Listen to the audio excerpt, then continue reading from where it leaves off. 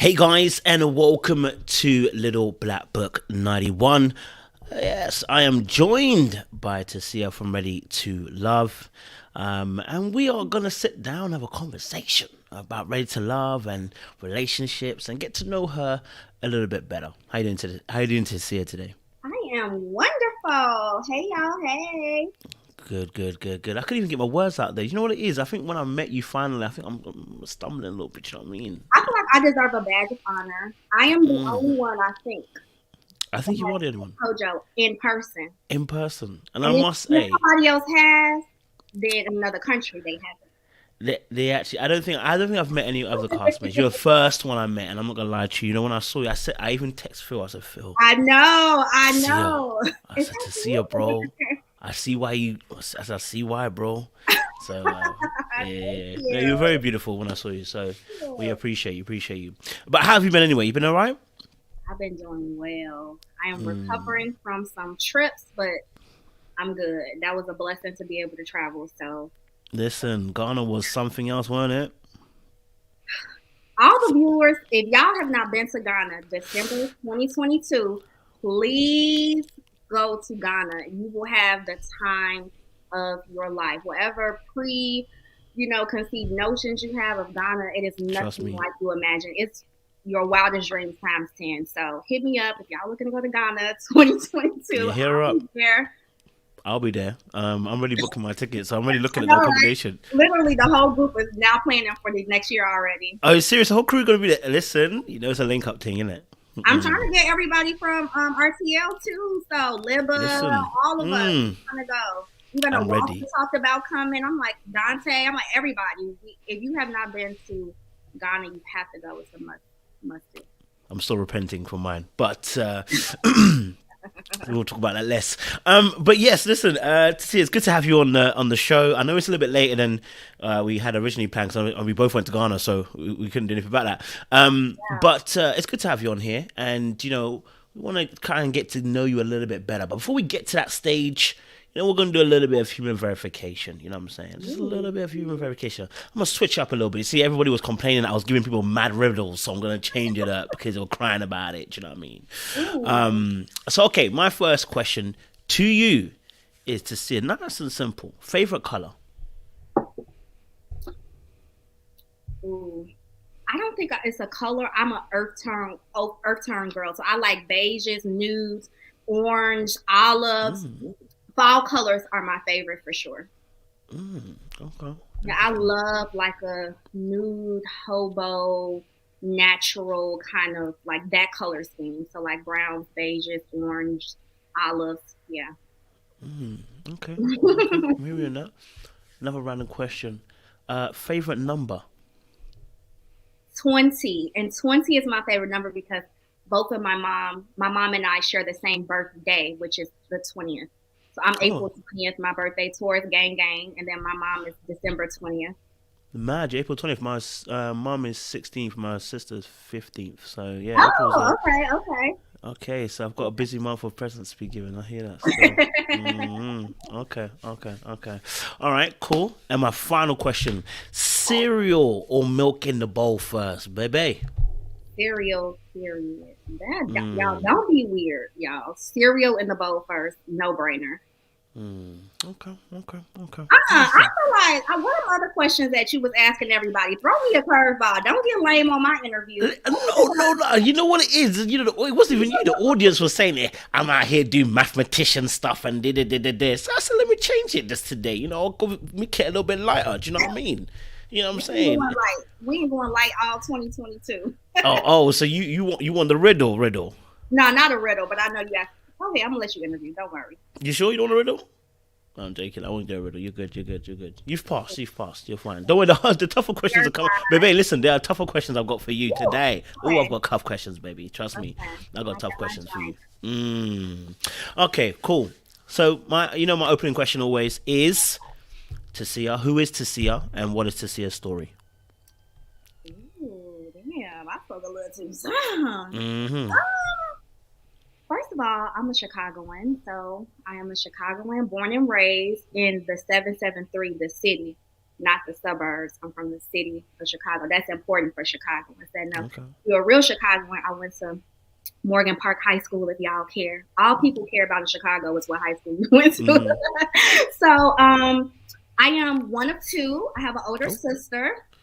And I would say growing up, it was I would say I had to grow up quickly because my Mm-mm. mom was extremely ill growing up.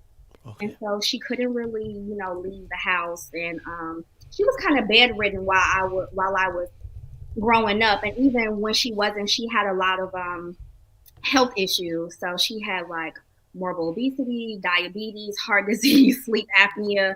I mean, basically everything you can think of. She's a breast cancer survivor. And so, I kind of grew up having to go at, I can remember 8 to 10 years old, my mom would write notes for us to go to the store. And so my sister and I would do the grocery shopping via notes, and we would take the money and go, and for our report cards and picking up our report cards, we would take notes, and the teachers would release it because they know that my mom was like really ill. And so I feel like that taught me to advocate for myself. And so a lot of people are like, why is she so aggressive? Because I don't play about me. I think growing up with like not having my parents visible. Also, like, my dad, he was a drug addict, and my Oh dad man. ran the streets a lot, and he passed away when I was, when he was 47 years old. And heard some comments, and we'll get into that about the reunion. That's why I was so emotional for my Yeah. mom, because I already lost a parent. And ironically, story time, when I was the first country I traveled to out of the country internationally was Ghana in 2008. And I got there. My dad dropped me off at the airport. He said, take a lot of pictures, kiss me on the forehead. It was a brick of winter in Chicago. And when I got to Ghana, my college sweetheart at the time emailed me, and he said, I'm sorry I have to tell you this while you're in another country, but your dad passed away last night. So I was in Ghana and had to fly all the way back home. And when I got home, my father was already suited and booted. He was in the casket. So it was just a very traumatizing experience. And I think that, having my dad kind of in the streets like that, and it wasn't like, I wouldn't say he was like I think when people say like in the streets, like he was like a mobster or something, it's like, for those that know, like the 80s was a big like crack phase. Yeah. It really affected a lot of people, close to me, which is why I don't indulge in drugs at all. Like even marijuana, which I know I don't even smoke hookah, right? And so those type of things affected me a lot, and it really taught me to advocate for myself early on, because I was a young girl doing grown up things. Like I was doing the grocery shopping, I was cleaning up the house, my sister and I. And so, yeah, just really, everybody that meets me say I'm an old soul. I think that's really Mm. where it comes from, because, I had to do a lot of older things, as a young girl. So, yeah, I don't think I ever told anybody yet that, but yeah. Man, first of all, thank you for sharing that. I think that adds a lot of context to Yes. what we see of your demeanor, how you move, even on the show. Yeah. Um, I guess I wanted to ask a bit, like, you spoke a little bit in terms of growing up quickly. You know, the challenges in that, because you kind of almost get robbed of having a childhood, almost in a sense, because you no longer get to do what everyone else is doing. You have a responsibility, basically. That's what I mean. Like, how did you handle that? How did you get through that? Because I know you have to, but how did you manage to go through that? I don't really think I was robbed of my childhood per Okay. se. I felt like it was almost like I was just like aiding a lot, because I did play with my Mm. cousins. I did go outside. I did jump double dutch and, do the things that most children do. But when I got home, I had a lot of responsibility. And even when I Mm. didn't have the responsibility, I had the anxiety of like growing up in a chaotic household. And, like my mom, she worked up until she got very ill. And so we hit from having like this Christmas tree full of things to like this plummet financially. in our family. And so I think like as a child, that made me really angry because it was right around that time where like wearing clothes mattered and like the Yeah. names and all of that stuff mattered. And so I felt like we hit a dip financially, and that kind of was more the root of like the sadness growing up, because I was definitely more of the nerd in high school versus the cool kid, so I developed very, very early. And for those who see like my Instagram, I'm just now owning my body, because I was about 10 to 11 years old when I first started developing, and I wore my first bra was a 36C at 10 years old. Okay, if you can imagine like the amount of sexual aggression I got Yeah. from men that was fucking 40, 30, I'm like, what? I didn't understand. I didn't know, kind of what was going on.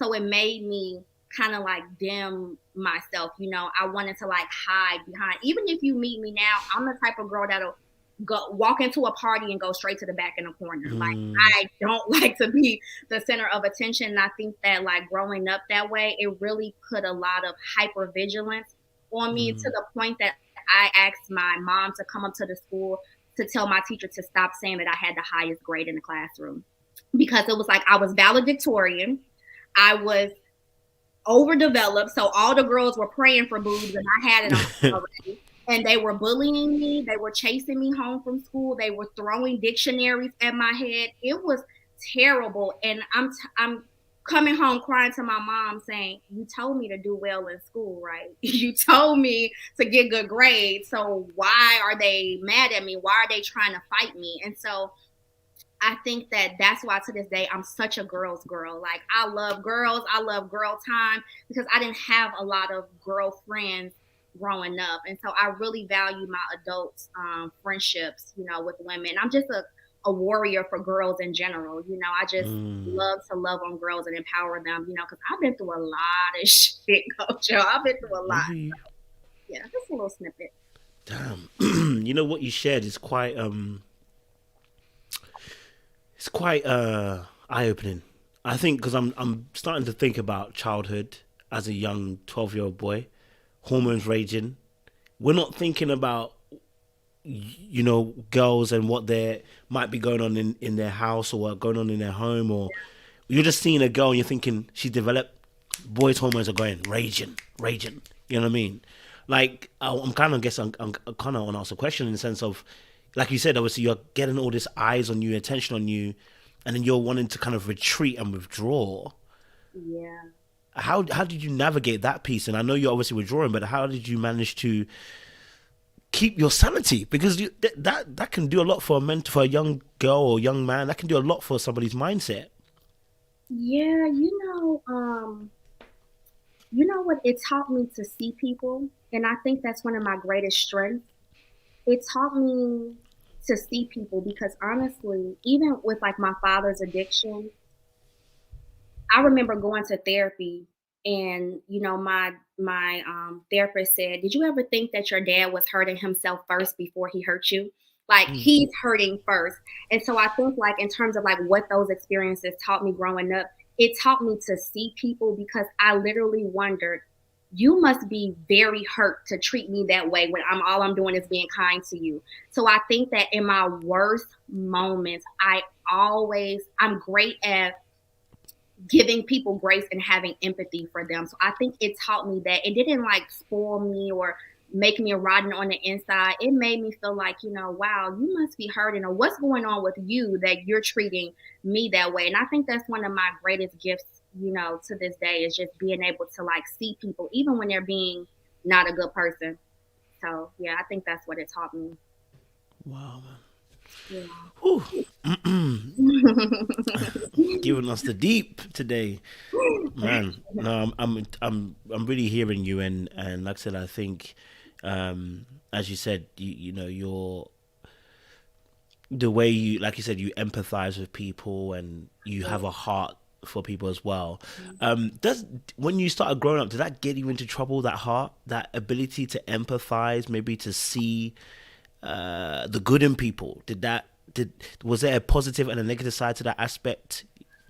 Yeah, but in all transparency, I don't think it was always empathy. I think when I hit my late teenage years into my early 20s, it really turned into anger, you know. Ooh, okay. I I definitely felt like I had like anger issues. That's why I'm not sure if they even showed up on the show. I said I'm a reformed hothead and God ain't through with me yet. You know, because listen, my So, mama babe. always said your mouth gonna be the death of you. So honestly, like it wasn't like, oh, I just love people and nobody Mm, loves me. Like after a while, it definitely turned into anger, and I've sorted through some of those things. You know, mm, I don't. My personal opinion is that you never truly recover I from a agree. trauma. You just work with it, and Yeah, so I'm all. There are times that I'm going to be triggered for sure. So yeah. yeah, I definitely think it turned into anger for a while. Um, yeah, I definitely think I had some anger moments, but all in all, I still have like a great heart for people. So it wasn't me being mean to others. I just think I had a tendency to just lash out because it was like we went from being fairly okay to like now we're Mm, poor, now we're in Section 8 housing. Now my dad is like sober for 3 years, then relapsing, sober, then relapsing. I mean, like there are times where I will walk around the city of Chicago and see my dad and get him to like head nod.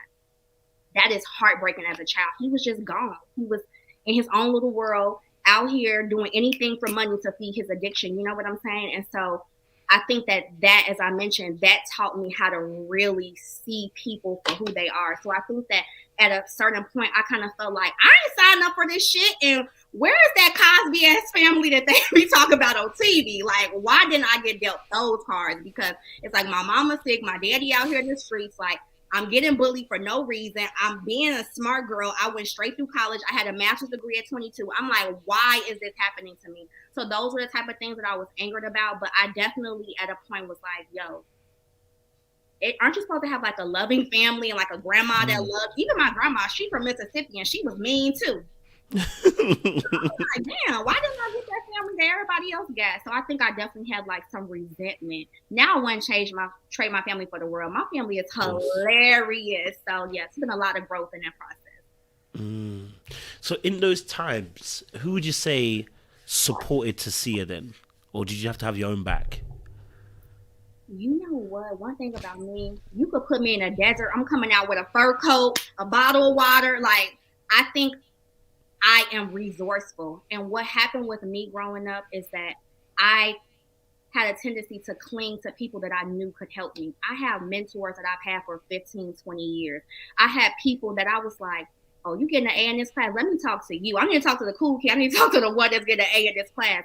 Even throughout, college, I went to a PWI, I went to DePaul University, and these were kids who was going horseback riding on spring break and Burberry trench coats where nobody knew what Burberry was, right? And they had these extravagant vacation. Like, I want to hang out with y'all, not Keisha down the street. I want to hang out with y'all. And so I definitely think that I make $1 out of 15 cents easy. So I think that that's just the grit that it taught me. Mm-hmm. I just really I'm watching my front, back, side, and side at all times. So yeah, I think that Chicago and just my upbringing really taught me, that you can do anything and you don't have to ever stay down. So that's just my mentality. Yeah. Mm. So, for you, it was more a case of you drew on some of the relationships that you were forming and around you. So, people that were around you were just drawing on those particular relationships. But could they then support you then in the emotional aspect? Because obviously my mum is, people don't really know this, my mum is schizophrenic. Mm, And part of the trouble of that is that when you try to draw close that emotional aspect with the parent, it's very difficult, right? Because you never know what you're going to get. And then the trouble is then maybe sharing that with other people can be very difficult. So that actual burden doesn't really lessen. You form relationships with other people, but the burden doesn't really lessen. So I was wondering who was able then to emotionally support you then in some of the things that your mind is going through, because you're carrying that from a young age, all those things that you're thinking, feeling. Like I yeah. said, who's supporting to see her that at those stages then? I don't think anybody really did. And what I learned as an adult is that you can only you only know what you know and you can only give what you've been shown. And Yeah. that's as an adult. Even with my mom, our relationship, I had to realize that an adult is just an older child, and she had her own parent relationship with her mom, right? And so what I don't think anybody was really there for me emotionally because they didn't know they didn't know how, and no one was there for them. You know, I kind of grew up in an era where they were celebrating the baby showers and my graduation was empty. You know what I'm saying? It's like, damn, I got a bachelor's degree, I got a master's degree, nobody came, you know? And so, but again, those in that environment, that was what was to be celebrated. And so I haven't dipped back into that pond to say like, wow, you know, you were an older cousin that were 20 years older than me. It would have been great to have leadership and guidance from you, or like, you know, you were my godmom and where were you? You know, I guess at that time was just a name, you know, being my godmom. And so, you know, I think that I just learned that people can only, you know, give what they have themselves. So I don't think, honestly, I don't even bring that up in therapy because I think I've already like settled that bone. So I don't really resent any of that. But to your point or your question, I don't think anybody was able to be there for me emotionally because everybody had their own stuff going on, you know. Do you know what's interesting? That you just so when I did some coaching, someone did some coaching on me. You did the exact same thing I did, which is like you said, people who are resilient, who know how to handle, who have used to fighting for themselves, said everyone else has got stuff everyone's got stuff going on with them. So yeah, but that's actually a response that is to stop the expectation and disappointment of people not being able to do what they should be doing, which is if I'm a kid, support me. You know what I mean? Let me tell you, the expectation and the letdown was so hard for me. You know, growing up, my mom, we had like our side of the family, my mom, and when I would go over to my grandmother's house for Christmas, you know, I wouldn't say it was divided per se, but they kind of had their unit, and everybody got gifts under the tree, and me and my sister sat there twiddling our thumbs. It was so sad. To this day, Christmas is my least favorite holiday for that exact reason. Like, so it's like, I don't want to be there again. So maybe you're right that like I don't have that expectation, but I've had some sad moments expecting people to, you know, to do stuff, kind of show up. And so, yeah, it's just a dark road to go down. So, yeah. I'm with you. With you. But no, I did have that disappointment. I did. I wasn't always like, oh, well, you know, I knew that you couldn't help me. There were times in my childhood where I was extremely sad and hurt for not having, you know, adults show up for me. So, yeah. Listen, I totally get you, man. I totally get you. And I vibe with you, you know what I'm saying? So then obviously you said PWI you said you went to, right? Yeah, a PWI school? Predominantly white institution. It's basically a white college. How did you handle that then? Because obviously, yes, resilient, everything like that, but you obviously that's two different worlds coming together, right? You know, you're coming from your background, they come from their background. Like you said, some people are horse riding up in the springtime, you ain't getting that. How do you handle the different cultures, and how do you not? I don't know actually. What was your experience of it? Were you alienated? Was it cool? Did you make friends? Like, how was your experience? You know, I'm a millennial, so we are that generation that hit the college grounds running. So, you know, being at a PWI wasn't really a big thing for us, like, you know, at the college age. That wasn't really, you know, a big thing. And also, I was going to college in the Midwest, so we didn't really have the like Spelman and the Howard and like the HBCUs, particularly in that area. So in the Midwest, like you have Michigan, you got Illinois State, you know, Urbana-Champaign. So like, you know, those bordering cities, you're not gonna get a whole bunch of Black folks. So it really wasn't, no, it was nothing. But we did have Black student union, and you know, you'll find a Black person anywhere. You know. Trust me. Person in the classroom, Black people find other Black people anywhere. So you know, we made it through. It was a fairly, you know, good experience. Definitely microaggressions, you know, racism and different undertones, but we made it. How do you deal with that then? Because I think it's different for men and women how we deal with the microaggressions. You know what I mean? How did you deal with it? I went to college on a scholarship, number one, and I also was McNair Scholar, which is it's representations for, you know, under basically minorities in college, and so I was a scholar, a McNair scholar as well. And so again, I will find support, you know, anywhere. So I had a lot of programs like the book loan program. I had a lot of, you know, different scholarships, and you know, if you needed help, like even the financial aid officer, you know, he used to help us out and like, you know, give us a couple extra dollars. So no, we made it through. Definitely we made it through. I love that. I love that. All right, and obviously, so wait, I didn't know. I didn't know if I heard it correctly. What did you study? Yeah. So I have psychology degrees. And Trust I us to be. also, yeah, I have psychology degrees, and I also have a degree in media theory. So I study the African diaspora, which is why I'm so, you know, into Ghana and Black folk, and everybody calls me Malcolm X. I do not play about Black people at all. So yes. What? So you chose to do psycho? What took you to psychology? Huh? Yeah, I think I was just so interested, probably from my life experiences. But you know, psychology is the study of human behavior, and so Yeah. if you can understand people, you could about checkmate people on anything, honestly. You know, and so yeah, I definitely am just so curious about human behavior. Even to this day, some of the most depressing TV I watch on is like My 600 Pound Life, Hoarders, crime TV. It's just so depressed. I'm just so interested. Why is this person brain functioning that way? Why Mm. are they, you know, stuck in this mode? And so I definitely love just that realm in general. So to this day. Love that. Love that. No, no, no. I love that, man. That's powerful, man. Mm. Okay. Interesting. Interesting. Okay. So, all right. So you've gone through college. You said you had a college sweetheart as well. Was that your first love, the college sweetheart? It was. And Wow. I would say my first real love, you know, but he Mm. actually played basketball overseas. He played college for DePaul, and then he played basketball overseas. So I was tagging my little crazy tail right behind him too. I was all in Austria, all in Germany. You couldn't tell me nothing. I was like, this is my man. I'm about to marry about to marry him. Even when he was playing for like a little minor league, you know, he was in Kentucky. I was right down there with him. One shit to do but go to Walmart in Kentucky, and I was right there. Okay, so I had a good time though. But yes, he was my first like real love. He was good to me also. No Mm. drama, no trauma, no cheat line, none of that. He was good. Mm. What drew you to him initially then?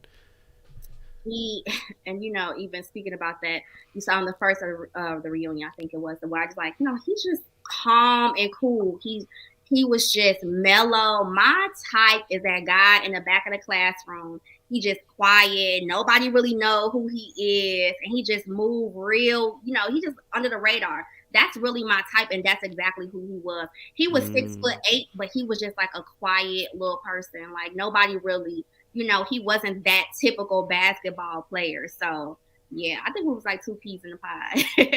Mm. Okay, so you like the more quieter, Yes, I more like the low reserved. key guys. That's just like smart, calm, you know, yeah, wise. I like a, you know, the shepherd, not the sheep. And he was the type of guy Mm. who just didn't really swim with the fish. Like, you know, he definitely was a trendsetter, not really, you know, Mm. following the hype. And so that's really my type of guy, because even now, I feel like I always had an entrepreneurial spirit, and I need you to be rocking with what I'm doing. I don't need you to be doubting me. So if you got a little you know, being a rebel yourself, that'll really work for me. You know, I need you to be like, I'm selling hot dogs, you need to be like, are we putting mustard, ketchup, or onions on these? You know, I definitely need that type of support. So I really like a guy who likes to take risk and who's disciplined and really can sacrifice for the greater good. You know, like he could Mm. take, you know, he could sacrifice his money or say, you know, and knowing that it'll double up later. So just somebody that's forward thinking. That's exactly the type of guy he was. Mm. That sounds like somebody who would bank on you, to see her. I need somebody to bank on me. And what's that Burner Boy bank on it? Mm. You gonna put it You on know, her? so That's put my your hands jam. on it. Yes, bank on me. Okay? You know about them jams right there, yeah me. Yes, bank on it. Okay, okay. So you need a fierce amount of loyalty. Is that what you're telling me? Yeah, yeah. That's like my number one thing, support. Okay. Some of my like even like situationships, my mom's like, what happened to that guy that mom, he didn't even know what I did for a living. I asked him one time and he was stumbling and bumbling. You can't support me if you don't know what I do. You can't bring my name up in rooms if you don't know what I do. You can't meet an investor and say, oh, my girl got this business if you don't know what I do. And once his ass started stumbling, I was like, nope, you ain't the one for me. You really have to be invested in me and what I'm doing. And I think that that's a reflection of my childhood and not feeling seen. I need you to see me, okay? I need you to see me, hear me, appreciate me, understand me, and advocate for me, you know? And so, yeah, I don't play about stuff like that. I definitely need you to be loyal and invested. It's a little extreme. Maybe I can be a little extreme, but, you know, I feel like it's worth it. Listen, I'm bonding here with you, you know, because I know what you're talking about. Yeah. I know exactly what you're talking about. When you're talking about someone supporting you gung ho all the way through, it's like if either you're here or you're not here. Like, listen, I ain't got time for that. I've lived a life where I haven't been supported. I've not got time for you to be doing, I think you're gonna make it or not. I'm gonna make it, whether you're gonna do it or you're not gonna be here. You know what I mean? Okay, I'm with you. So what made that relationship then come to an end then? You know, we got to a point where I couldn't really relate to him. He was an athlete. Yeah. And I was like, why you not calling me? And he was like, Skype is down. That's when everybody was Skyping. Skype is down and I didn't get no reception. I was like, I don't care if you don't get no reception. I was just a spoiled brat. I couldn't relate that he was a professional and I was still a college student. And so I just think that I wasn't mature enough to handle his next stage in life. And so the girls asking me in the comments about this list. This is Smashbox. This is Smashbox. Thrill Seeker. Smashbox Thrill Seeker, guys. Ladies wanted to know what you were wearing because you be killing it out here. Okay, so you had paths were diverging. The being able to relate to one another was starting to change. Yeah, and let me tell you this: I think I took him for granted, and when that man left me, whew, ladies, be careful, karma will come back. I think I kind of was like, and I was just a spoiled brat, and that was my man, and you're gonna do everything for me. And then he just got fed up with my ass and left me, Kojo. Left me, and I was down for a good time, like a year or two. I didn't try to recover. I really took it for granted. I was like, wow, you really up and left. But he probably was better. You know what he told me? He's like, I'm happier without you. That hit me so much in my chest, and I was just like, wow, I probably turned this guy's life upside down, and he just was tired of dealing with me. So yeah, he said he was better. He was happier without me. What was kind of going through your head that, you know, what was the shift for you then when you said obviously you were taking him for granted? What was making you take him for granted? Because obviously something would have. I think he was from Springfield, Illinois, which is the capital of Illinois, and it's a small country town. And I was a city girl. I'm from the hood of Chicago. I was running that nigga over, Kojo. Like I was running him over. Like literally, I was running him down, and it just was terrible. I think he, opposites attract. So I think he liked that I was like a little feisty, but I really was running him over. It was bad. I was a spoiled brother, had a smart mouth, a bad attitude, and I was just like, this what I want, this what I want to do. And he got fed up with me. He was like, girl, you hell and high water, at this point. So yeah.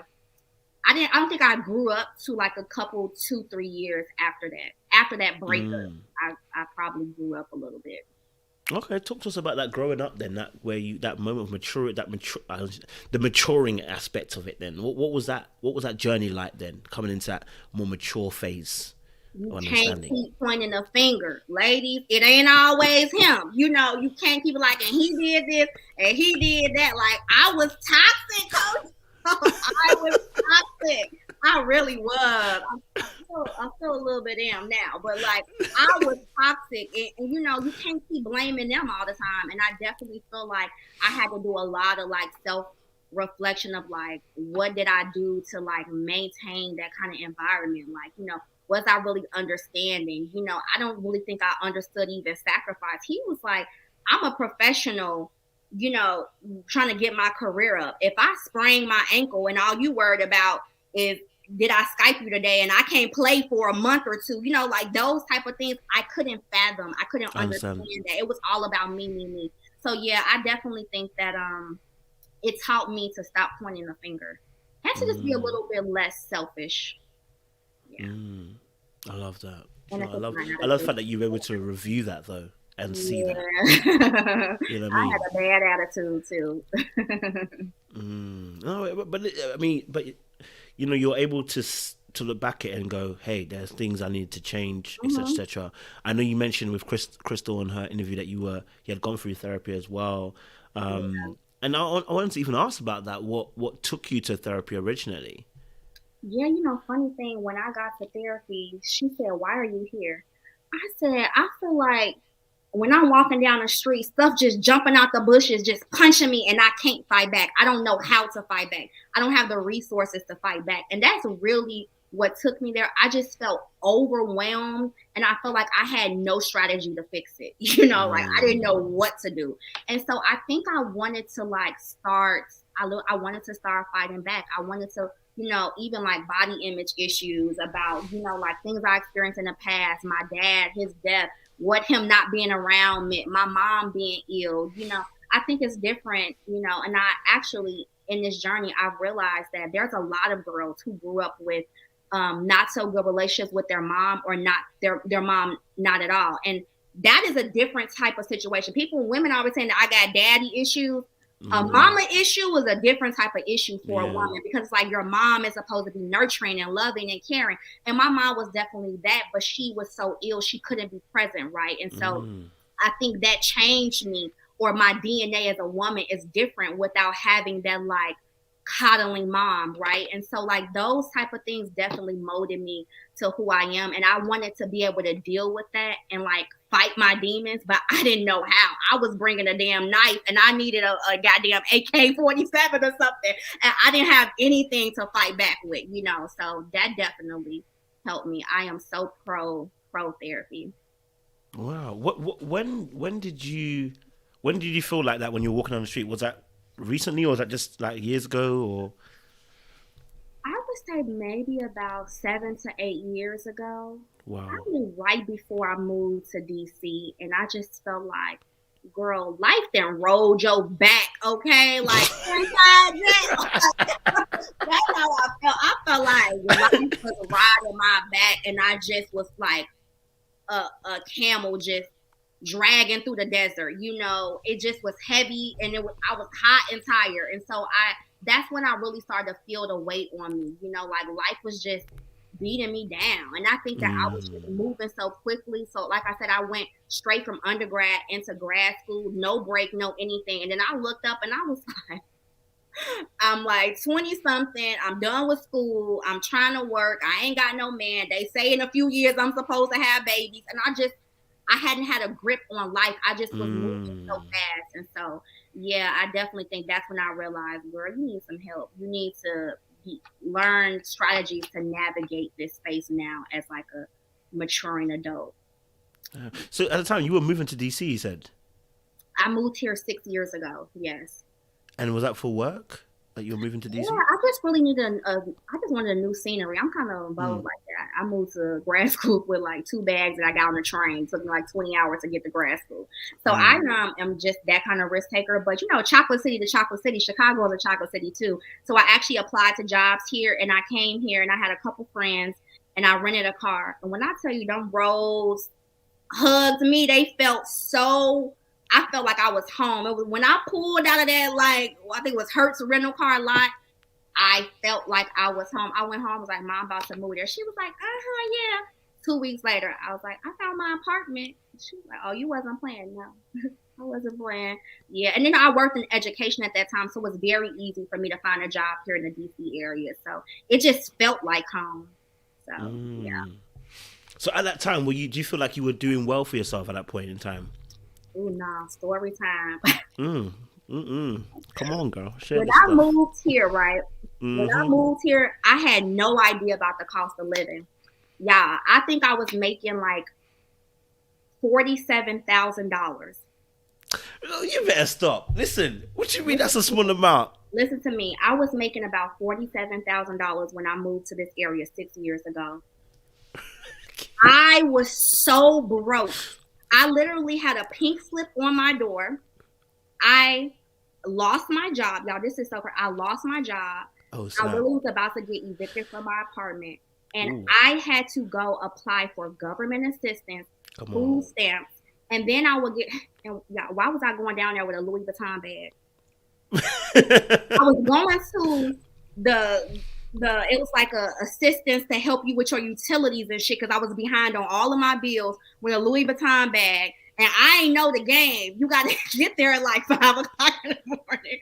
So here I come rolling in at 8 o'clock with my Louis Vuitton bag, and they like, sis, it's over. Like, girl, you about number 200 in the back of the line. It's no way you're gonna. So then I got hip. But long story short, I humbled myself and I applied for a job I was way overqualified for. And I went and got the job, and it was my first day. I pull up to the job and I get a phone call, and it's like, "Hi, is this Tisia?" I was like, "Yes, this is she." They're like, "Hi, this is Calvin from Daniel Morgan Graduate School. We want you to know that the vote was unanimous for you to have us join our team. Your starting pay is $102,000." I went from, and let me tell you, y'all, not get teary eyed talking about this, but you have to do the legwork, right? I was so broke. I was so ashamed, right? I've been here. To this day, my mom was like, "You ain't call me and tell me you ain't had no money, no nothing to eat." And I carried that all on my back. And I finally said, "Lord, I didn't been to the food stamp office. I didn't been to rental assistance. I didn't been to all these things. Trust me. If you just, I'm going to humble myself and apply to this job." It was my first day. And before I got out that car, I had $102,000 offer for a job. And I really feel like God knew, like, you really humbled yourself, my child. Like, I humbled myself. I didn't call my mama and ask her. I didn't tell her what I was like. Look, I'm going to get on EBT, food stamps. I'm going to make it work. At least I had something to eat. And I'm just going to rob Peter to pay Paul until I paid it. My second job was more than double what I was making that first job. So that still chokes me up to this day. Because when I tell you, it was like a miracle. Cool. A miracle. And I never walked into that job. I called them outside in the parking lot. Was like, "I'm so sorry. You know, unfortunately, I'm unable to start, but I really wish you the best in your search." And I drove the fuck off, okay? Because I was like, "Thank you, Jesus." I drove my ass off. I got the fuck out of Dodge, okay? Because Lord knows that job was just way under my pay grade and under my experience, okay? So, yes, I mean, God is so good. It really gave me a lot of perspective, and I humbled myself. I had a pink slip on my door. I was on food stamps and everything. This was like 6 years ago, so God is good, y'all. Do the leg work. Do the leg work. Damn. Okay. The audience are telling me 47K in DC is broke. Is broke. Oh baby, 47,000. Look, these kids coming out of college making 80K working for the government. Okay, 47,000 is like, baby, where you thought you was going? Nowhere. Sit down. You're not doing nothing with 47,000 in DC. Seriously, what's the rent saying? How much is rent? I mean, if you want to live somewhere decent, like I would say 1,200, 1,400, somewhere decent, and it goes up from there. The place that I was living in when I was getting a pink slip on I was paying $1,900. God damn. That was my problem here. Was that 1-bedroom studio? What was that? 1 bedroom. You know, it's kind of like New York. It's a shoebox, but it was a high rise. I was right here in Alexandria. It was a shoebox, but I had the city view. I thought I was flexing, couldn't tell me nothing. I had white Italian leather couches. I had a car. It was decked out, y'all. I was so broke. I don't know who I thought I was. I was broke, and God humbled me real quick. Real quick. Okay. Some people are saying in the chat, 1,900. Some people are saying between 2,000 and 5,000 rent. Much. Oh, 1,900 is way too much. Alexandria's expensive. I love Alexandria. I came back. Yeah, damn. It's wild out there. Yeah, I ain't gonna lie to you. Sounds like you lot are suffering up in them places. So, I'm much smarter now with my money. Okay. But no, I really do resonate with your story in terms of, like, you know, being on the breadcrumb line, and because I know obviously that you are someone who is has had to do it on their own for such a long time, Mhm. I know the pain and I don't like saying it, but it's the embarrassment. Because when you got, I went on to benefits. Before I went to YouTube fully, everyone seeing me, I was on benefits. People don't know, like, yo, when you have to go and apply for benefits from government aid, when you've always worked and always had money and never had to rely on anybody, it is. I cried to my dad, man. I just started. I feel to the first, I started crying, man. He said, "What are you crying for?" Because I said, Yeah. this never. I've worked since I was 16. As early as I could work, I've been working, paying bills, doing what I need to do. So to be in a position where you no longer have control or power to be able to afford what you wanted to afford, it stings. Yeah. But you know what? It's those what's the saying? Smooth seas don't create good sailors. Okay, That's so true. you gotta go through them lows, man. So many people is like, I would tell my sister, like, girl, you should be laughing at life at this point because you have to go through those things. It really builds character. I wouldn't be the Yeah. same person, and I'm so much more grateful for who I am now, having to have gone through those things. Like, I just appreciate life and just work, my success, all of that stuff so much more from hitting a rock bottom. Mm. Okay, okay, okay. So my final question before we hit the ready to love stuff. Okay. So first love obviously finished. Did you date? Have you? Was there? Because you said situationships. Yeah. What would that be about? Come on, talk to me to see. What would that be It's about? like these guys that you dating that is kind of like, like no face, no page. You ain't going to no Thanksgiving dinner. They ain't claiming you on a gram. You ain't posting no pictures. It's just like y'all just rolling around in the bed and hanging out and going on dates. But you ain't really nothing. Y'all not really doing anything serious per se. So yeah, I would say just a few situationships per se. Nothing really serious. But my last ex, he actually lived in Germany, and Wow, that was you a like whole. international people, isn't it? I don't know what I was thinking. But that was an interesting thing. But I would say that was my last somewhat serious relationship. So what took you to Ready to Love then? What took you to Ready to Love?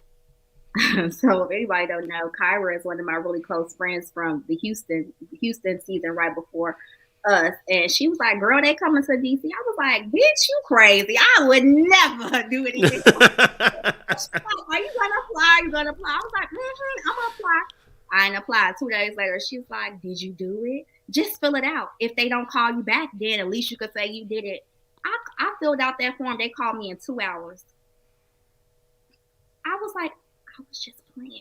I really, So I just felt like I was single. I was in a great place. I liked myself. I loved life. I was doing pretty well. And so I thought that even, overarching, I was in a great place to do something like that. So she kind of told me a little bit about the show. Nothing that she told me prepared me for how it actually was, but I think she tried.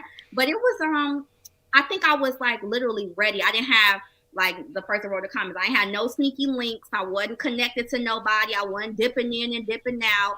I didn't have no toxic little boo. So I was actually like completely really single. So I thought it was a good opportunity. Mm.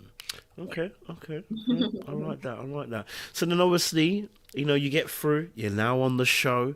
You know, obviously have a little bit of information about Ready to Love because Kyra's been on it. So Yeah. fantastic. You're a bit ahead of the game and the curve and thing. You know a little bit of what's gonna come your way. Okay, so Mm-hmm. you first get there. Okay, you first get there. Who's your first conversation with? My first conversation. You know what? I'm surprised the cameras didn't show that. When I walked in, I literally kind of paused, like, where is everybody? It was just grass and lawn chairs, and everybody was like off in the corners these ways. So I didn't really see anybody. I was like, am I being pranked? Is Ashley about to jump out? Like, I didn't know what was happening. Then I saw everybody like at a table, and then people were getting like hors d'oeuvres and champagne and drinks over there. So that's when I really saw everybody. I actually think it was with Frank. I think my first conversation was with Frank. Yeah. Hmm. Okay. Frankie Frank. All right. And who did you first? Because actually saying that, how did you approach it? Because I know you like to go to the back. You don't want to be seen. So how did you approach the mixer then?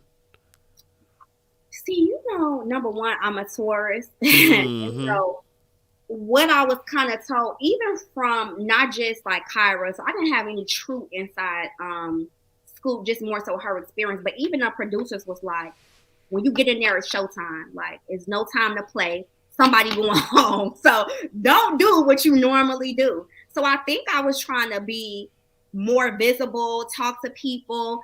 But what they didn't show is that there's a process before getting into the actual mansion mixer. People are sitting in their cars, they're waiting, and they're bringing people in with like a black truck. I think we have like a Escalade and like a black Maserati, and so they took turns with coming to get people and dropping them off. And so I was fairly late to the party. I think I was like the last second to third girl to arrive. So when Mm. I got there, people was already linked up.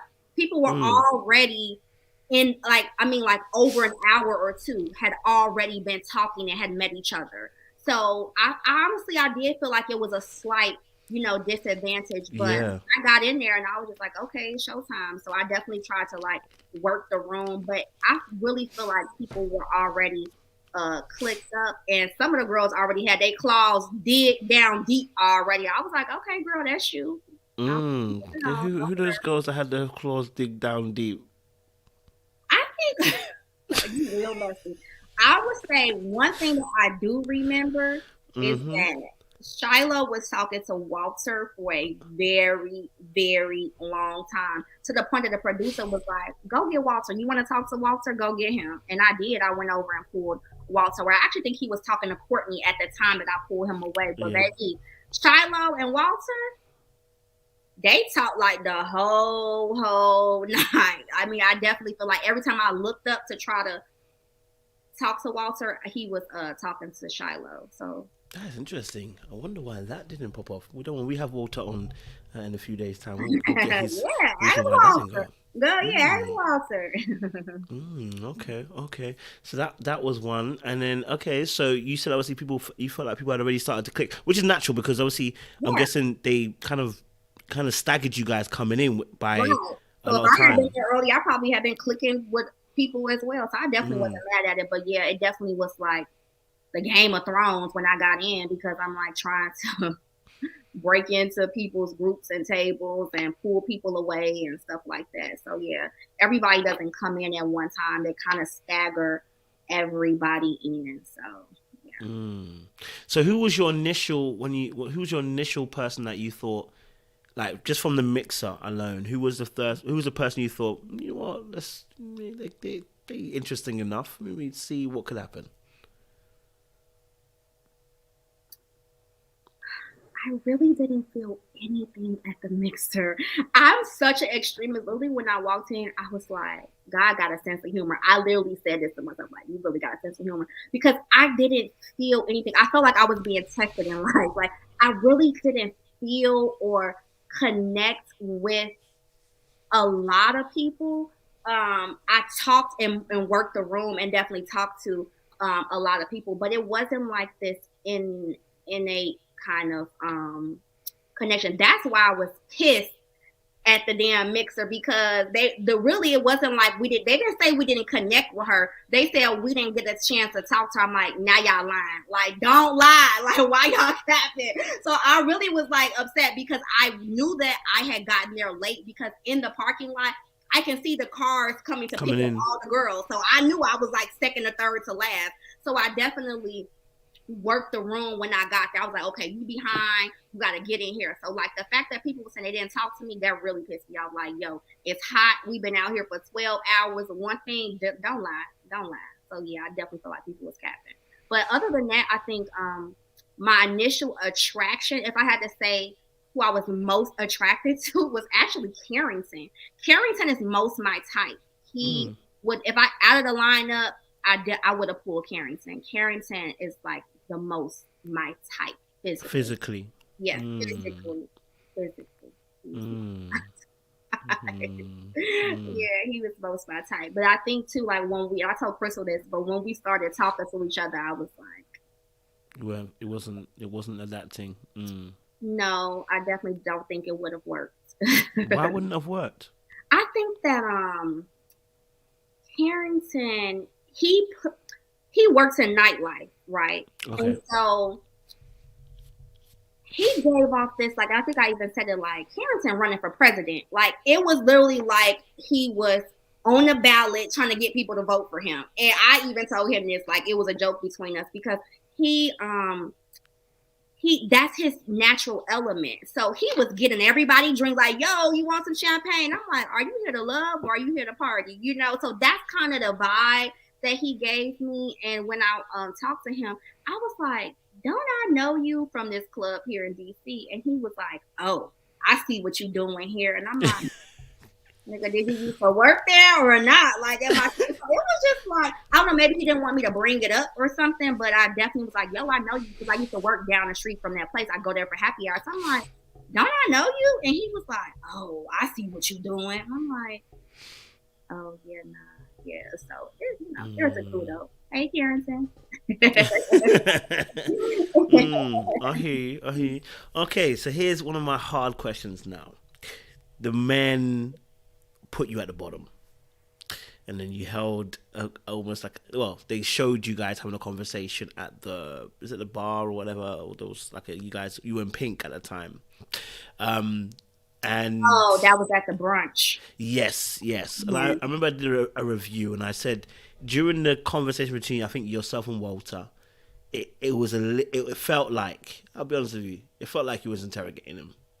The way that you delivered the questions felt like interrogation. Have you watched it back? I don't know if you've watched it back to see what's your thoughts? Yeah, because again, as I mentioned to y'all, I'm always gonna advocate for myself and don't play with me. I was fucking pissed, number one, because I'm like, y'all said y'all didn't have time to talk to me, and I was like, yes, y'all did, and a couple of y'all was calling me at 3:00 in the morning that night, so don't play, So I definitely felt like, yo, why y'all pushing the bottom? That lets you know that I had exchanged numbers with a few of the guys, So some of the girls hadn't even actually gotten people's numbers, so we didn't even know what the rules per se were. So I definitely had some great conversations with a couple of the guys after the mansion mixer, literally when we had all gotten out of our clothes and drove home, probably 3-4 o'clock in the morning at that time. And they were kind of giving me a pep talk, like, just come in tomorrow, don't trip about it. You still in the game. Don't worry. So I definitely felt like, why y'all was lying? So yeah, I was pissed and I was interrogating them. Like, why you put me in the bottom? Because I need to know. So wait, what you want. Two things. People are calling at 3:00 in the morning. Why are we calling at 3:00? Why are people calling at 3:00 in the morning? We was recapping the night. Like, I think they definitely was like trying to support me. Like, yo, I wasn't the one that put you in the bottom. It wasn't me. Everybody was like, it wasn't me. I didn't put you in the bottom. And they were like, just come in. It ain't that serious. Just come in, blazing like tomorrow. Just come in showing up as yourself. That's exactly what I did. And when I walked in, I don't know if that was planned or not. When I walked in, I think it was like 4 of them. I think it was Phil. I think either Nye or Corey, I think, Walter, and I was like, yo, why y'all put me in the bottom? Nobody had an answer. They said it wasn't them. They said it wasn't them. It wasn't me. I ain't put you in the bottom, but I just think we need a little bit more time to get to know you. So, I mean, it wasn't personal, but I need an answer. What was the reason? What was the reason? I needed to know. So, yeah. Okay. Okay, so which I actually got that point. I understood why you had to gather the men like that. But then like during the conversation at the mixer, I don't know if you remember it. The conversation with Walter. It's even Walter. Even Walter's conversation. It was like you was doing boom, boom, boom, boom, boom. I received that, right? And I think that looking back at that, I'm not even gonna lie, that probably was that was an accurate depiction of what it was, because, for instance, some people felt like I just came out blazing, interrogating people, and I actually own that, because I have a huge screening process. I like to get shit out the way in the beginning. But as I told Crystal, there were some things that really helped me weed out people off the rip from asking those same questions. For instance, Nye said that he does not celebrate pagan holidays. Next, thank you. Next. I love Black culture. I love the diaspora, power to the people, but my children gonna be at the Christmas play. That's it. I knew that. So those questions helped me a lot. It helped me a lot. It helped me to know whether, people wanted children and stuff like that. So I mean, hell, maybe it was a little bit too serious, but that's just my thing. I skim a room real quick. So it could have been a little aggressive in hindsight, but I had questions I needed to know so I could not focus my attention there. So yeah, I could be a little tough cookie, kind of uptight up front. So I definitely asked probably more questions than normal, and not just like more questions that were kind of like profile questions versus like who are you really, that could have worked against me for sure. I received that. I hear that. I wanna praise you. I think you are the first person in 4 seasons since I've been doing this that has come on here and said, "That's me." Yeah, that is. I think you are the first person. I don't think I've had a soul come on here. Nobody come on here and say, "Actually, you know what? That was actually me." Like everyone goes, "That's not me. I didn't. No, that's not really what happened." But you actually just came on and just said, like, "Let's not own it. This is what it was." I actually did that, and I respect that. I did do that. I did. I definitely like ran through questions, And Carrington and I offline had a conversation. I said, "Did you think I was grilling you?" And he said, "In the moment, it didn't feel like you were grilling me, but when I watched it back, it felt like you were grilling me." And when I look back at it, I was like, "Oh yeah, I kind of was, grilling him." I think I was asking Walter, like, "You somebody daddy?" Like, I need to know because I got a 1 kid maximum. Okay, I needed to know. Are you somebody daddy? So I don't know. I think a part of it, like, the camera caught some moments and compiled them, and it just ran with that story. But that was really me. I definitely have a checklist of questions that I usually ask before I proceed with giving you more of my time. Okay. All right. So then, obviously, you had some connections on the show. I want to show you a clip because this clip is killing me, and I think it killed the audience as well. You're gonna laugh when you see it. Is this one here? Yeah. Let me just play it. I'm here to show you that I see you. Okay. Give it a good shake. Gotta have a good shake. I make sure it's just right. The audience had an absolute field day with that specific moment. The way he was shaking the drink. That was about Frank. That moment was about Frank. I actually don't read the comments and I don't go on Twitter, but I feel like they was more talking about Frank. They were. Just an FYI, that's still a running joke within the cast members. We still like, did you give it the Frank shake? We still have that running joke. You ain't the only one. Our little crew. You're not the only one. We run that joke here. I know some people do that as well. So yeah. So you always had a connection with Frank as well. I want you to kind of, from your perspective, what was that? I don't want to say was that a real connection. What was the connection for you in terms of you and Frank? So, and I think, watch what I say. Saw a little bit of that on the reunion this past episode, but I actually liked a lot of things about Frank from what I known of him, and Frank was not feeling me, and he just wasn't. And I think that he played games. Like he definitely didn't know how to tell me that he wasn't into me. And you saw how that shit worked out for him at the fucking reunion, okay? Like Frank did not know how to tell me he wasn't feeling me. And I felt totally okay with that. Like I like a little Kanye, and Frank got a little Kanye in him. So I like a little nigga with a little pep in their step. So I liked a little bit of what Frank had to offer, but I think that he definitely was not into me. And he didn't know how to say it. Story time. At that brunch with me and the Pink, I'm having this moment with Frank, and I think the cameras were there. And after the cameras leave, Frank said, we've been chatting for a while, and let me back up. So we had a moment where I pulled him away outside, and he was like, one thing the show did get right was you. And I was like, oh, really? He was like, yeah, the hair, the makeup, the nails, the lashes, the way that you dress. They show know my type. And I was like, oh, word?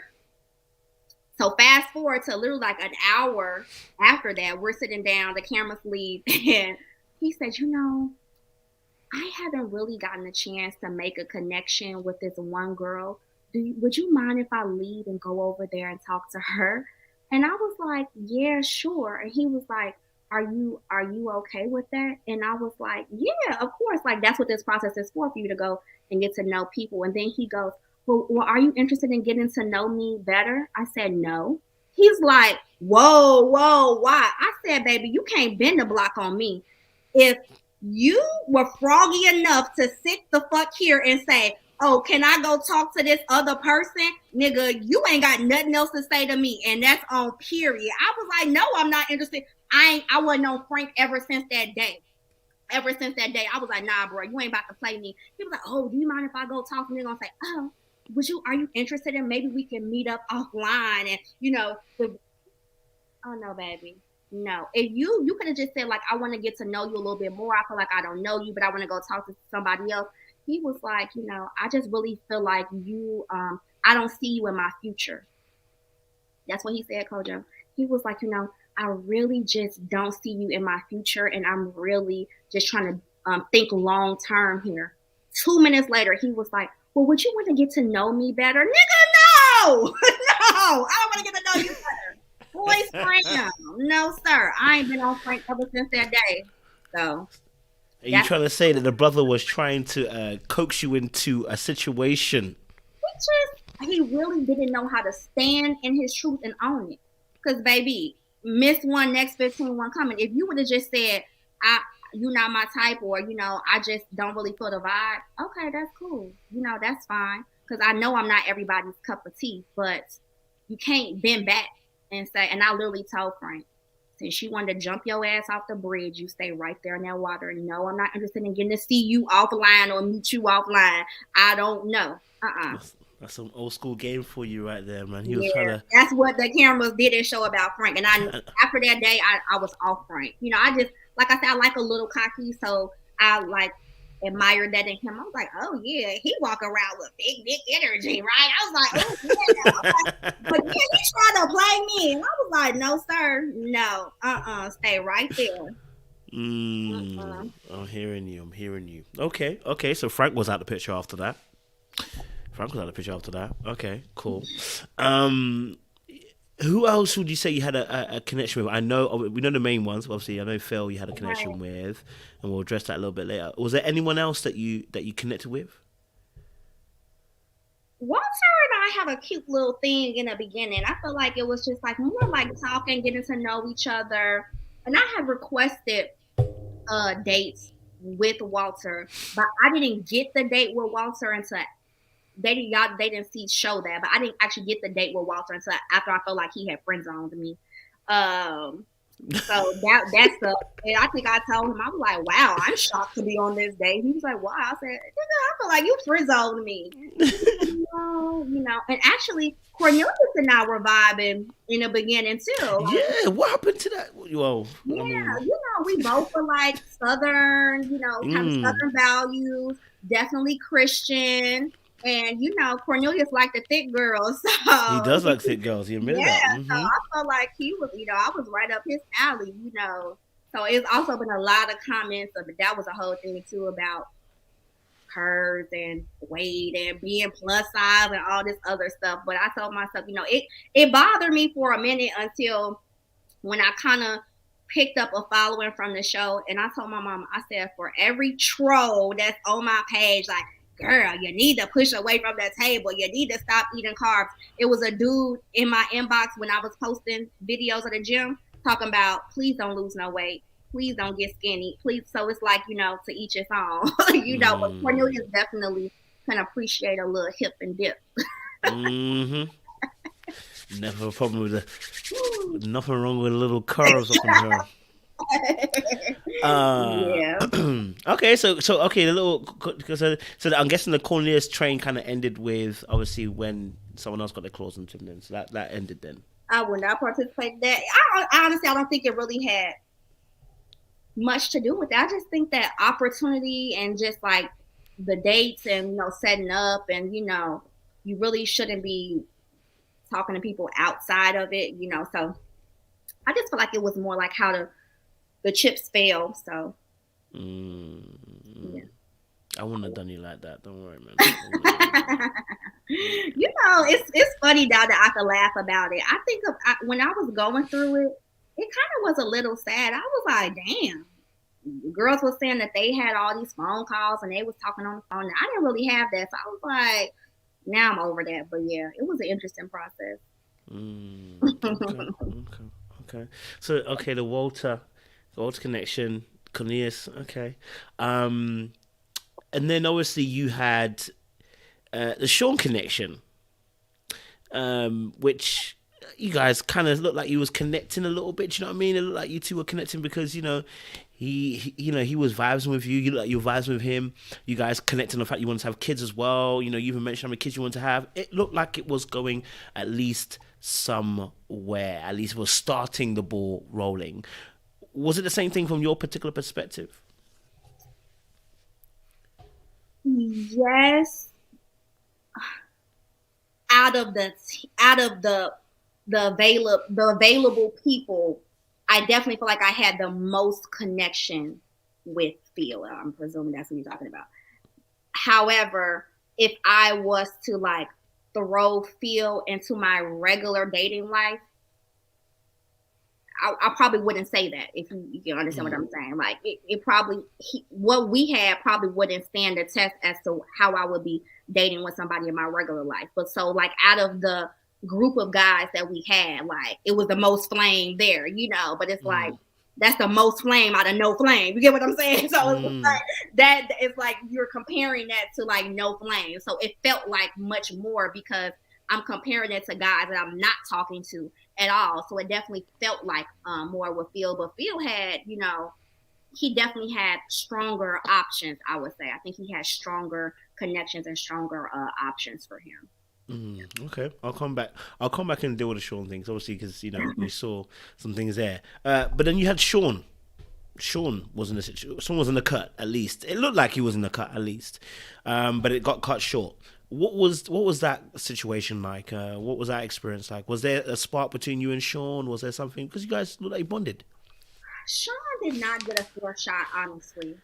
Like when Sean got there, them girls was like, "Skirt, where he come from? Send him back, put him back on the boat." Give him deuces. Yeah, nobody was really feeling Sean, honestly, when he arrived. I think the only people that really got to know Sean was myself, Aisha, and Sabrina. We were the ones who kind of really, got to know Sean. I actually like Sean a lot. Go buy Sean's book. Sean has a book out. He's an author. Go buy it. I purchased it. But yeah, Sean is definitely he didn't get a fair shake, I would say. And I would say we definitely did have a connection. But it was like such a small flame. We didn't have enough time to really, But Sean is a great guy. Yeah. Would it have worked outside? He have like some Southern roots and some religious beliefs and things like that. So I don't know if he I think for his children it was if he does, great. If he doesn't, he's okay. And you really want children? Oh no, that's a non-negotiable. Okay, non-negotiable. How many did you say on the show? How many did you say you wanted?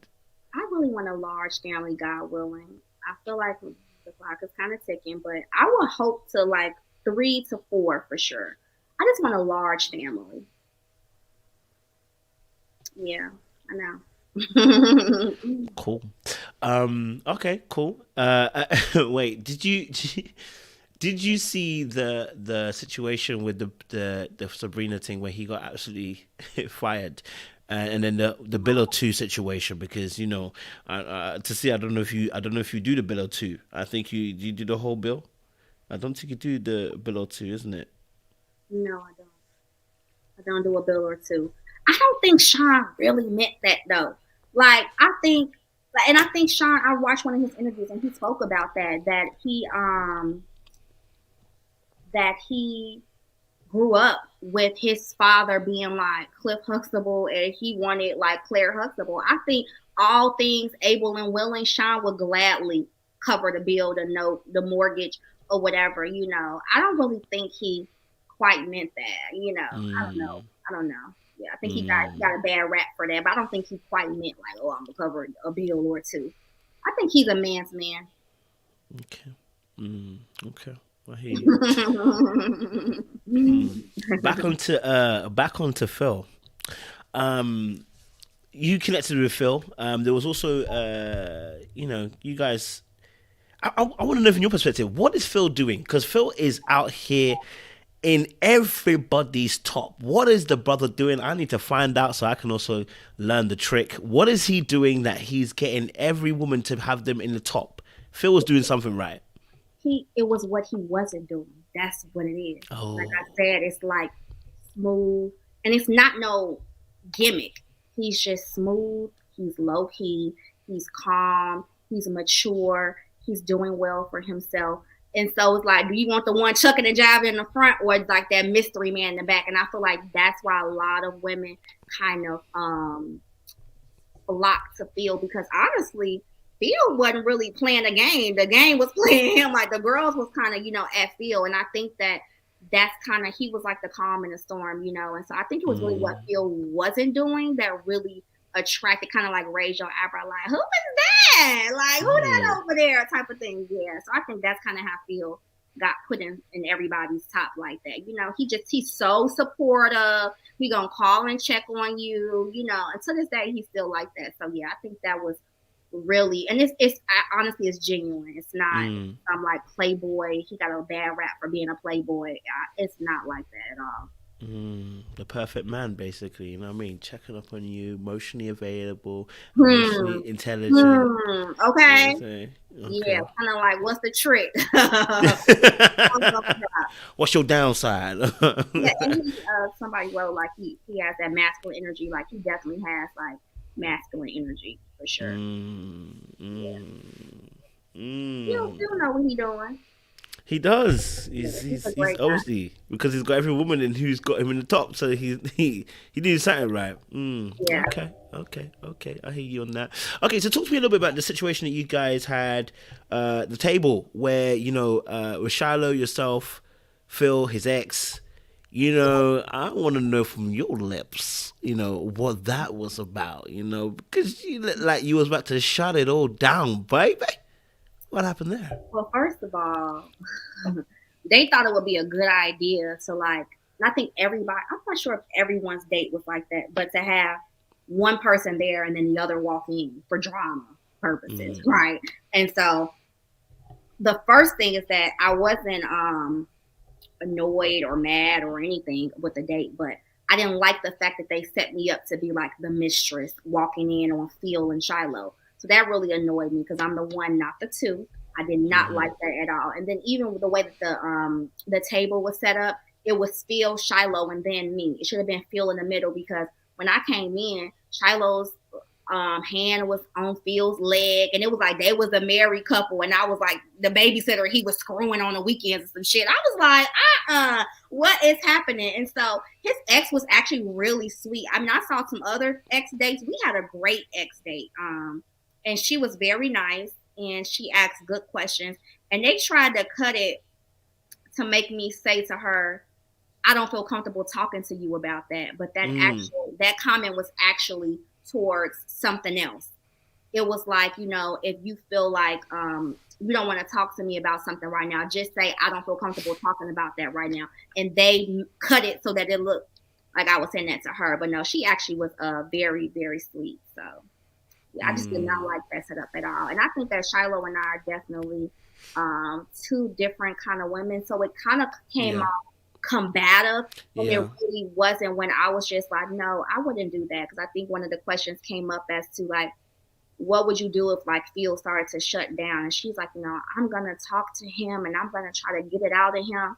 And I was like, girl, I'm not here to build no bear. Either you gonna talk to me or you not. I definitely feel like I was happy and healed when I started the process, and I really am looking for somebody who has taken that journey themselves. So I wasn't really into like crying out information. And so as she stated her perspective, I also stated mine. And I feel like it came out kind of catty, like I'm not doing that. But it really was like, no, that's what she said she would do. And what I would do is that, I'm definitely not looking for a man who cannot express himself and communicate. So I'm not looking to pry information out of you at all. So, yeah. Well, did you? I mean, I'll go to the way it's edited. I think I did. I did a review on it, and I said about the fact that it looked like the way they edited it anyway. That Shiloh was trying to jump in there ahead of you to make it. Do you know what I mean? I don't know if that's the same experience for you, because that's how it looked like when they edited it. It's almost as if you asked a question and you was just about to answer it, and Shiloh looked and she jumped in ahead of you just to kind of thing. I don't know if that was the same perspective for you. So yeah, but I don't. Yeah, she definitely like jumped in and cut me off. But I also think that I took time to think about things as well. So maybe she thought she was kind of like aiding me and like filling in the quiet space. Because when the ex did ask me questions, I was kind of like, I think her perspective may have been like, I'll start, But in that moment, it did feel like she was kind of cutting me off. So I think a few of those questions was directed to me. But in hindsight, she may have been trying to like feel the awkward silence. I don't think it was like malicious or anything. Okay. That's fair enough. Okay. I mean, and obviously when you got voted off, I think I've said this to Phil as well. Phil was very polite, right? Very polite, but he was trying to say something, but he didn't finish saying it. And it was a bit. I don't know. It felt like it was a little bit sharpy with him. Just a little bit, just a teeny weeny bit. You know what I mean? I was sharp with him. Yeah, it's a little bit. I think the way you kind of cut it, it might have been the cut, it might have been the edit, maybe the way you wanted to exit. I think Phil would probably say that it wasn't sharp. I don't think it was sharp at all. But you have to understand too, like at that point too, I was like, I bet I'm out. Like being real don't make the cut, because I don't know what y'all doing. Yeah, and that was good, yeah. Also, you have to realize too, as a woman being in that position where it's like 10 men and 10 women, and you're trying to like get to know people, get people to like you, come off appealing and everything. I was like, honestly, by the time Phil eliminated me, I really felt like, I bet I'm rocking with who rocking with me. If y'all don't fuck with me, then bye. That's really how I felt, because it's exhausting. And honestly, if you're not whole and got it together, it could take a toll on you. So it's like, I'm going to Walter, boom, that flame died. I tried to hit up Frank, boom, that one didn't work out. I don't think I ever really had a connection or whatever with Ty. Sean, that was cut short. So it's like you just going across the chessboard. By the time I was like, I surrender. I'm good. Vote me off. I'm good at this point, because I always been like that. I'm for who with me. One thing about me, I am not gonna try to convince somebody to like me. That's just really not my style. And so I think that was really a part of, a couple of the girls really had more of a perspective like me, that it's like, I'm not going to be texting you good morning handsome and saying good morning and pursuing you. And so I think that if I could have been a little bit more proactive and put my pride aside, I probably would have had a little bit more in-depth connections with people. But I was like, I didn't feel like I wanted to change for that moment. And so even with, I said, I'm the same me. I always been the same person. And I'm proud of the way that I showed up in that moment. So I don't think it was sharp at all. Actually, Phil and I had a really, good moment. And they actually didn't show that. Phil said, at this time, we don't think you are ready to love those guys, but they didn't put that part in there. I think Phil definitely felt like, I was ready to love. And I think that, it's so funny, because when you're in that situation, you're like the production, the lights, the makeup, the hair, and getting dressed and all these outfits and the scheduling and showing up to all these dates. I think now that we all are hanging out together, I think some people will want to run it back. You don't get to see people in that environment. Now that we all in the club together, we hanging out, they like, oh, Tisia, what's up, girl? I feel like they probably would want to date me in some way, or I probably seem more appealing to them when I'm not in a stressful environment. Like I said, match against 9 girls and all these other guys. So I think we definitely are much more friends. We can laugh now; it's not intense, and so I think that everybody is seeing everybody in a new light, than it was on the show. So, yeah. So what did you mean by it? About being real. What was that comment? What was that? Who was that comment aimed at, baby? That comment was aimed at, honestly, all the guys that slept on me, to be honest, because they slept. They slept on me, to be honest with you. All the ones that slept on me, that's what that comment was for. Because being real definitely did not make the cut, and they slept. As simple as that. Okay. And they know they did.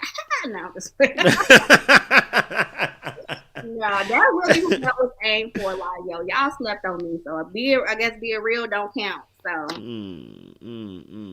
Okay, I hear you. I rock with you. All right, the final phase of things. Obviously, you went to the reunion. It was tight. Oh, wow. Yeah. You know what is so funny? Even in Ghana, Kojo, I went to the Daily Paper pop-up. Yeah. Mask on. People was like, do I know you? Sounding like yo people. Do I know you?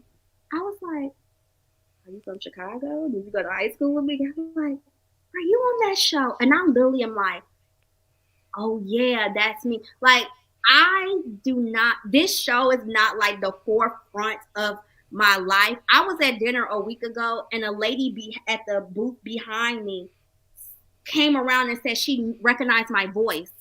Like she knew that it was me from my voice and came around and was like, I knew that was you. I heard your voice. So it's so weird to me. It's not like the forefront or whatever. So even now when he's like, oh, the reunion, I'm like, oh yeah, I did.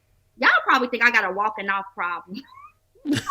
I about to walk off like 3-4 times. I don't have a walking off problem, y'all, but yeah. Anywho, what was going on for you then? What was going on for you at the time? Obviously, I know you kind of said obviously mum was in the hospital and everything, so that played a part in the fact that this situation that was going on was just an overload at the time. So what people don't know is my mom had been in the hospital over a month at that time. And she, like I said, I only have one parent left. So I don't play about me and mine. And my mom was she was ill. And I got a lot of questions about, the trolls.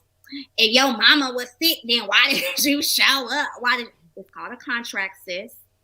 I didn't know you were a lawyer. I didn't know you worked for Own Network, Will Packer, or Lighthouse Studios. Okay, but it's called a contract that you're obligated to. Number one.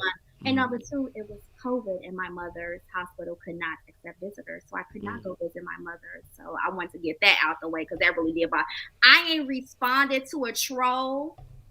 And since that fucking show aired, but when they started talking about my mom in the hospital, I was like, nah, I didn't have enough. So yes, put that on the record. I could not visit my mother.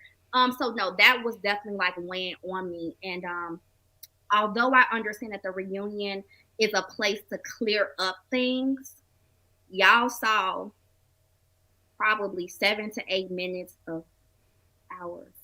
That was hours. That was hours of clearing up. And also those production, like y'all, I literally almost fainted on that stage. And so This Is Ghetto, I still stand by that statement. It was beyond what I could have ever expected.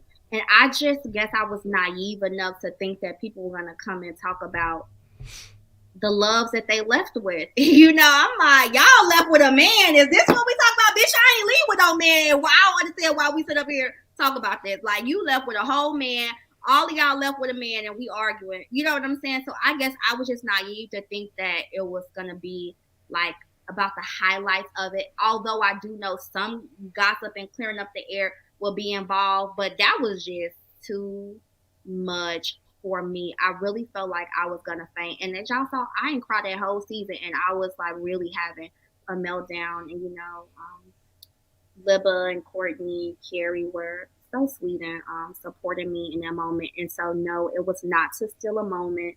It was not to, put the lights on me or whatever the case may be. I don't even remember what was being talked about when I walked off the stage. I just was like, I cannot take this another minute. So I definitely was not trying to steal a moment. I was hoping that, the host wouldn't even say anything to me, because I think I was about at the end of, before she's like, what's wrong, Tisia? Like, I had been walking for a minute. I honestly would have just walked off without saying a word. So, yeah, it was only one way out, and that was across the platform. So, yeah. I hear you, 100%. I hear you. Yes.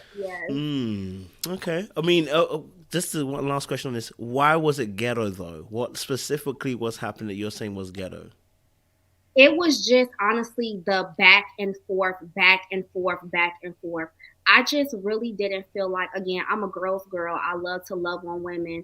I really just felt just poised and great the whole season. And I do understand that I didn't have the same experiences as some of the other ladies. But what was ghetto for me is just literally like, men and women, back and forth, back and forth. And I just couldn't handle it. So I think that was what was ghetto. I hear you. Okay. So you were on the show. What would you say are your learns from Ready to Love?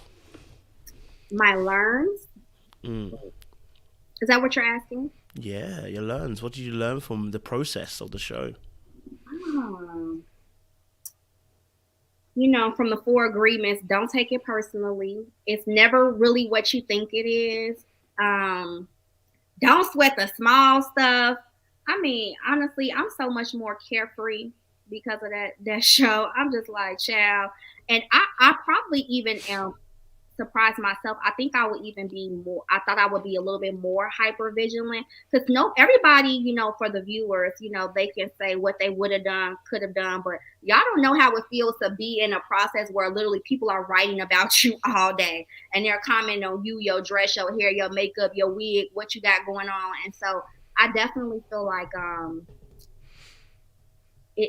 in retrospect, it wasn't all as important as I feel like I stressed a lot for no reason. And so I left with some great friends. I think overall it was a fairly decent experience for me. There was some highs and lows like most people, but that was really, like my learns. And honestly, I really was happy and healed before I came on that show.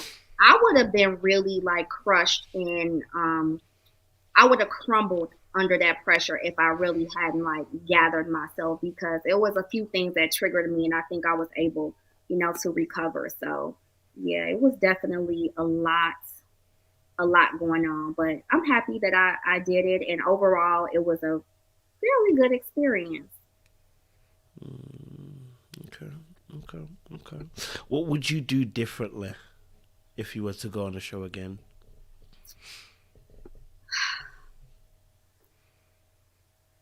I wouldn't do anything differently. I really feel like that's like a safe answer. But when I look back at it, I'm like, would I have talked to more guys? Would I have pursued them a little bit more?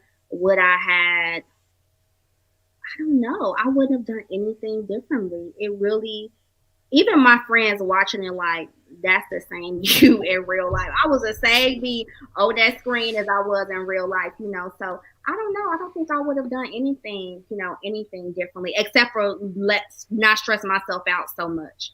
I was stressed out. Okay. I was stressed out, so I don't think I would do anything really different. The audience told me to ask you a question. Sorry, about the shrink your pool. What are they talking about? Shrink your pool. The comment that you made about shrinking your pool, shrinking your. Shrink. They want to know. They even production told us we were like the latest season ever to start matching and mating. Like they came into our sessions like, can y'all share a on screen kiss or something? Can y'all do something? Nobody was doing something. Literally, the show was 10 weeks, I believe. The 7th or 8th week, people still had 2-3 people. People like we were the latest season to match. So I'm just like, what are we doing here? And for me, that was kind of floating in the middle the whole time. It would have been good to know, like, am I out? Am I in? Are you interested? Are you not? It just was a lot of it drug on for, as y'all saw, even at the house where they went for the retreat. People still had between this person and that person. So yeah, I mean, I just feel like that was definitely late in the game to still have a couple options. So I definitely feel like it was time to shrink. We need to be shrinking. I get her. I totally get her. Was there anything else on your mind that you wanted to clear up? Anything that you felt like that happened on the show that you wanted to clear up? Yeah, some people thought I was this thing where all I did was talk about work. Let me say this: you cannot talk giraffe to a turtle. Okay, and some people just don't understand that energy. And having left a 6-figure salary to jump off the bridge and start a business, I'm gonna talk about it. So when people ask me who I am, that's a part of who I am. I even like my journey through school and stuff like that at such a young age is a part of who I am. And for some reason, that was just a big thing. Why all she do is talk about work. And honestly, I didn't talk about work a lot. That was just what they showed. But if you ask Frank to this day, he don't know what I do. So I'm not sure who all I talked about work to. But Frank couldn't tell you what I do for a living, So I definitely am proud of what I'm doing. And if you have a startup or a small business owner or entrepreneur of any, y'all know what I'm talking about. So yeah, that was one thing that I felt like I wanted to clear up. Do you feel like, because I actually remember that scene, and I remember I did a review on that, and I said, talking about work is fine, but people want to know who you are. So do you feel like, because obviously you've been very open with me, you've been very open, but that's just me usually. I mean, that's what people usually do. So it's no different. But obviously, if you're in a dating situation, it's slightly different, right? So in a dating capacity, when you're kind of seeing someone, is to see her as open as what you gave to me? Because this is an interview. It's completely different. Are you this open when you're dating, though? I think that people don't understand, right? When you ask somebody about who they are and where they come from, right? I just told y'all a whole bunch of shit, right, about me. But it's like, a lot of people can't handle that weight. So I need to peep you out first to see if you can handle what I'm going to throw on you. And half them niggas couldn't handle it. So now I'm not going to tell you my father was a drug addict. I was on EBT. I got childhood trauma. The fuck, my dad died at 40. So you couldn't handle it. So no, I peeped the room, and maybe I didn't give them an opportunity to handle it or not handle it. But literally, half my castmates don't know what I just shared with you.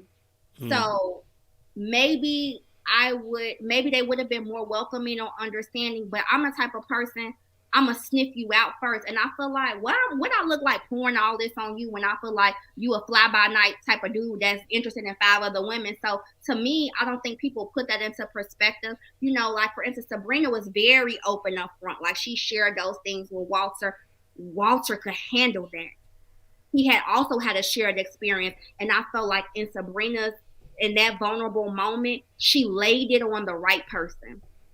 The dudes that I would, maybe feel, I definitely think Phil could handle. But them other dudes, I'm like, boy, I'm about to save you this soap opera because you ain't going to be around tomorrow. What I look like telling you all my business. So that's how I felt about it, honestly. That's how I felt about it. It's like, it's too deep for you. Like, I'm not even about to tell you all of that because you can't handle it. And honestly, what you going to do when you ain't about to come help me, save me, pay a bill or nothing. So I just felt like it was too heavy. Some people get to talk about their family and say, like, I got a beautiful kid, and you know, my mom is working and she's doing these great things, and we take a family vacation every year. Maybe y'all got more butterflies and candy canes to share with people, but I just feel like it's a little gray on this end, so I didn't really feel comfortable sharing all of that stuff. That could have worked to my works against me, and I received that. But yeah, like, nah, I'm very particular about who I share like all of my shit with. You know what I'm saying? That baggage that you carry, and like, yeah, you know, I'm pretty particular about that. So I get that. I do actually get that. Listen, I get it, because you obviously have. There's a lot of things that have happened to you, and I think I kind of get where you're. I'm seeing where you're coming from, right? Because obviously you've told us your story now, so I get your perspective of where you're coming from in terms of the fact that there's a lot of weight, and just to hand that to somebody is heavy. I think there's another piece to it. That what? Because you don't have to discuss the deeper things. There are other things that Tisia is involved. I think it's just the way you are. I think you're a person that requires somebody that's going to be able to hold the same weight that you hold. I think you are someone who's straight, no chaser. You like to get straight to the point. I think you're too quick to get to the point. I think you're too quick. Mm-hmm. Yeah. But you know what? For me, it's not a point; it's a line, right? And so that I'm not getting to the point two. It's a line for me, right? It's like it's a whole thing that's going. So I feel like that's how it feels up front. And you know what? I actually do receive that. It could be that I heard. I think somebody wrote that Sabrina was softer in her approach, and that I felt a little hard to push people away. And I think that there have been times where, first of all, I'm a very feminine woman. Let me clear that up. But I think that I just gotta, everybody, some people may have the sauce, but they ain't got the recipe. And I just think I'm a different type of person, and I stand on that, So I feel like the right man for me, that he gonna know I'm soft as a cookie on the inside, anyway. So yeah, I don't think I was pushing the right person away, and I'm not aggressive in it. I don't tell my business to everybody. So no, I'm with you. And I ain't ready. I'm with you. I think you did the right thing in terms of not telling every man what you've gone through deeper, because I think that one is the right way to handle that. I think it almost feels like, from a male perspective, I'm telling you, like, from a male perspective, what I'm seeing, what it feels like, is almost like if you don't have time for bullshit, which is cool, but it's almost like you don't want to waste. It's almost like any conversation that, how do I put this in a proper way so it's deep? It's almost if, like, you want to get to the crux of the person really, really quickly. So you don't want to have the dance. So what you don't want to do is the dance. But the dance is essential to the seduction. That's what it feels like for us men. I think that I'm misunderstood in that way. Like, I'm not trying to get straight to the, I think that there are things that are very important that I will discuss up front. And it's not even that some things are honestly even flexible. So I do enjoy the dance, right? But I definitely know, if I would say, what do I want to say about that? I enjoy the dance, but I also know what time the ball is going to end. You know what I'm saying? I enjoy the dance, right? I do enjoy getting to know people. I'm not trying to skip to the end and see if you the right person for me. But there are some things that are very important to me and our deal breakers. And for all these ladies in these comments, it's like, girl, just slow down and give it some time. Y'all wasting y'all damn time. Y'all could take a note out of my book. Y'all sitting here letting these dudes gash y'all up and tell you and all this stuff. And it's like, nah, I'm gonna do a couple screeners, right, to see if we on the same kind of page, and then we could start dancing, right? But I'm not gonna waste my time with somebody who my kids ain't even gonna have a Christmas. No, I'm not. I'm not doing that. So I think that I can receive that, and maybe I could, probably, be a little, more open and more like conversation, getting to know each other up front. But I also think that there's a lot of women, in my opinion, that they spend a lot of time dancing. And you know what happened when you dance a lot? You got corns, bunions, your feet hurt, you're tired, your weave sweated out, and that's what happened at the end. You all burnt out because you spent too much time dancing with homie. That's why. You can't. And also too, I also cannot get away from the fact that I have psychology degrees. So that is it there. See, that's you see, you've hit it. Because you know what you know what? Want me to take my mind out of my head? Yes, I want you to get out your head, because what's happening is when you have qualifiers of questions, which are great, it is the way the question is being dropped that is so important. For instance, I have qualifier questions, right? My first one is like, "Are you a Christian?" Right? But if I say, "Are you a Christian?" it's gonna come off shoo, right? So the person's gonna be like, okay, this person's being quite hard with the line. Now, I don't play with the whole Christianity thing. If you're not for Jesus, we can't roll. Right. But there's a way to ask a question in a particular way, so it's almost covered in sugar a little bit, so that it doesn't go as hard. That's what I feel like is missing on your qualifiers of question. The qualifier questions are fine in itself to find out the information. It's the way it's being done, so that it looks like it's coming very, very hard. That's my only thing. So then us men, when we're hearing it, we're not hearing, oh, you're trying to have a conversation. Even if you know I'm wasting your if you know I'm wasting your time, then fair enough. You know straight away I'm a time waster, then yeah. But if you don't know me, and I approach and we're having a conversation, there's a way to kind of position the question so it doesn't become almost like you're interviewing me to get me out of there quickly. And that's what I'm saying. That I was interviewing anybody. Baby, you was interviewing Walter, baby. Baby, you was interviewing Walter, Carrington. You interviewed all of them. I didn't. And that's where I'm going to say that editing played a part in that. I wasn't interviewing anybody. I genuinely didn't. I think that the same questions that all the women were asking those same questions.